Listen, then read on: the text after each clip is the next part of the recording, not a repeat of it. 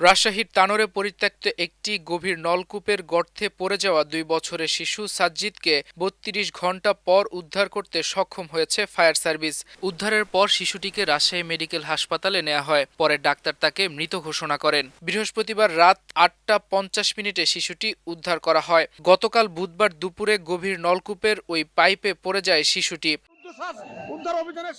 পূর্ববর্তী খবরে জানানো হয়, গতকাল বুধবার বিকেল 4:30 পর্যন্ত শিশুটির আওয়াজ পাওয়া গেলেও বিকেলের পর থেকে এখন পর্যন্ত বাচ্চাটির কোনো আওয়াজ পাওয়া যায়নি। তবে গতকাল সারা রাত এবং সকালেও ভেন্টিলেশন পাইপ চালু ছিল বলে জানিয়েছে ফায়ার সার্ভিসের এই উদ্ধারকর্মীরা। একই সাথে গর্তের ভেতরে খনন কাজ বন্ধ রাখা হয়েছে। গর্তের ভেতরে যাতে মাটি ঝরে না পড়ে সে কারণে আপাতত ভেতরে খোঁড়া বন্ধ আছে। ফায়ার সার্ভিসের কর্মীরা জানিয়েছে এখন পর্যন্ত ৩৫ ফিটের মতো খোঁড়া হয়েছে। আপাতত নিচে কাজ চালানো যাচ্ছে না, মাটি ভেঙে ভেঙে পড়ছিল, যার কারণে এখন উপরে যে জায়গাটি ভেঙে পড়ার মতো আশঙ্কা আছে ওই অংশটা ১০ ফিটের মতো। ফায়ার সার্ভিসের কর্মীরা আরও বলেন, এখন মাটির নিচে খনন কাজ আপাতত বন্ধ হয়ে আছে, কারণ উপরে যেগুলো ভেঙে পড়ার আশঙ্কা তৈরি হয়েছে ওই অংশগুলো আগে দেখে তারপর আবার খুঁড়বে।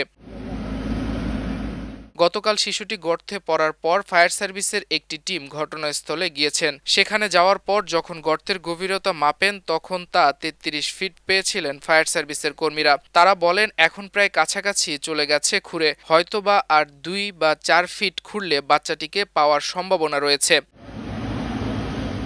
এদিকে সকালে পুলিশ এবং স্থানীয় ফায়ার সার্ভিস জানিয়েছে, গতকাল বুধবার দুপুর ১১টার দিকে তানোয়ার উপজেলার কোয়েলহাট পূর্বপাড়া গ্রামে আগেই খনন করা একটি গর্তে পড়ে যায় শিশু সাজিদ। ঘটনাস্থলের মূল গর্তের পাশ থেকে মাটি কেটে পথ তৈরি করে শিশুটিকে উদ্ধারের চেষ্টা চালাচ্ছে ফায়ার সার্ভিসের কর্মীরা। মাল্টিমিডিয়া ডেস্ক, আমার দেশ।